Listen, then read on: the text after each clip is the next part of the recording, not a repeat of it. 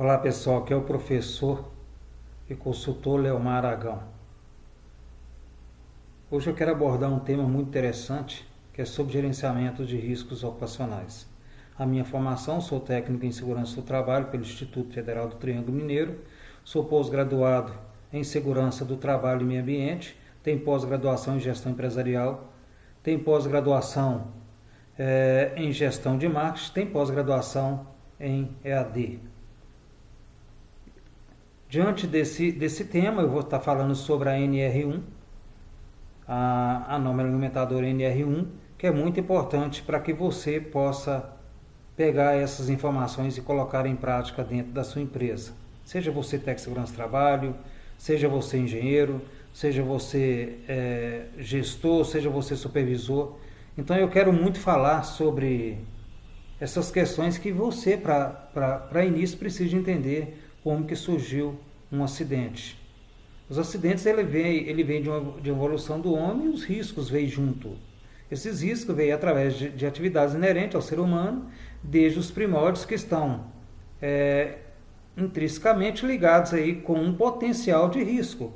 A partir do momento que você saiu da sua zona de conforto, a partir do momento que você tomou a decisão de fazer algo, você já está exposto.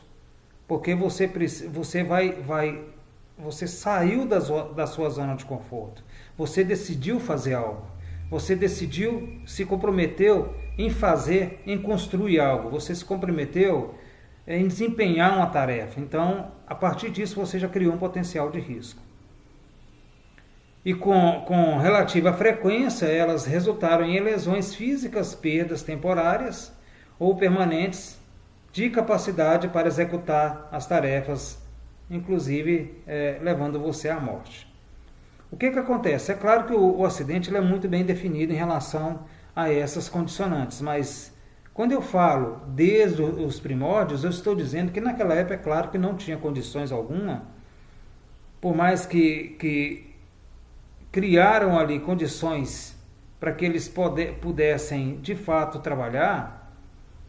Inclusive, quando o homem das cavernas inseriu nesse meio, quando ele quis tomar essa decisão, ele se transformou em artesão, descobrindo o minério e os metais, e ele pôde aí facilitar seu trabalho pela fabricação das primeiras ferramentas.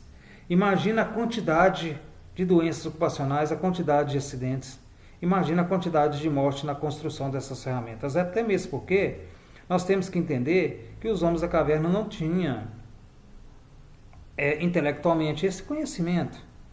Ele foi descobrindo as coisas por conta própria, ele foi transformando as coisas, ele foi fazendo as coisas acontecer de acordo com as suas necessidades, de acordo com a utilidade, de acordo com aquilo que eles precisavam e necessitavam naquela época.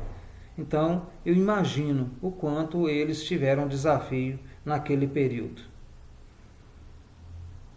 Se trabalhares aí sem investimento, teus braços aí se gastam, e tu, é claro, devorarás a ti mesmo, pois não tens outro pão que os seus dedos. Imagina aqui dentro desse raciocínio, Imagina você sem as suas luvas de segurança, imagina você sem o seu capacete, imagina você sem o seu óculos, imagina você em uma atividade onde vai haver lançamentos de projétil, e que se você tiver sem óculos você vai ficar cego. Imagina você sem a sua luva e você perder o risco de perder seus dedos, ter o risco de perder seus membros, e assim por diante. Você precisa ter muita precaução, e você precisa de fato entender que tudo que você usa para a sua segurança é de fato para resguardar aí a sua vida. Conhecer os perigos é muito importante, encontrar ela de maneira de controlar as situações de risco é muito mais importante também, e desenvolver as técnicas de proteção, procurar produtos e materiais mais seguros, aplicar conhecimentos adquiridos a uma filosofia de preservação. Primeiro, nós temos que entendermos o cenário, nós temos que conhecermos o cenário, nós temos que procurar como está aquele cenário para a sua atividade. Quais são os perigos? O que vou encontrar? Como que eu vou lidar com essa situação?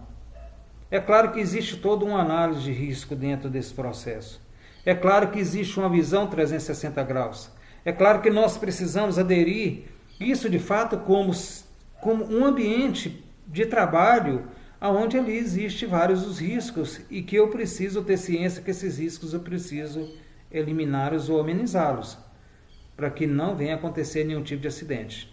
Por isso, essa é a filosofia adquirida de preservação.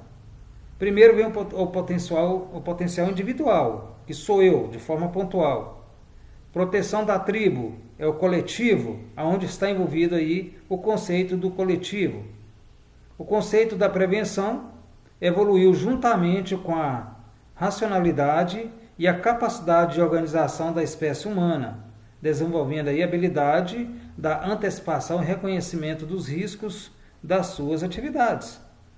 Então, para isso evoluir, nós precisamos entender que nós precisamos sermos de fato racionais e a capacidade de organização.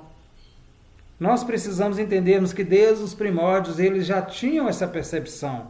Porque no momento que eles criaram a primeira ferramenta, que eles depararam com o projeto daquela ferramenta no seu dedo, ele entendeu que ali ele precisa fazer algo para ele não machucar mais, ou para ele não perder os seus membros. Aí vem a capacidade de desenvolvimento da espécie humana no sentido de organização. E a habilidade de forma antecipada de fazer com que esses riscos não chegassem até ele diante das suas atividades. Então, desde aquela época já existia uma percepção de risco. Desde aquela época já imaginava-se, diante de uma percepção de risco, o que fazer e como fazer. Eles só não tinham noção intelectual para entender esse processo. Até mesmo porque eles estavam ali descobrindo a ferramenta. Eles estavam descobrindo como que era a alta capacidade de sobreviver diante de situação que eles não tinham nada.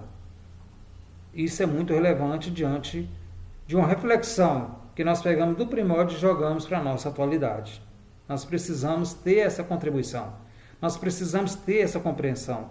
Nós precisamos, de forma filosófica, entender que a preservação do ambiente do trabalho e da nossa vida, ela é primordial. Aí veio a evolução prevencionista, aí vem um trecho de um filme que não está aqui, da Revolução Industrial, onde Charles Chaplin ele é muito cômico nessa evolução industrial.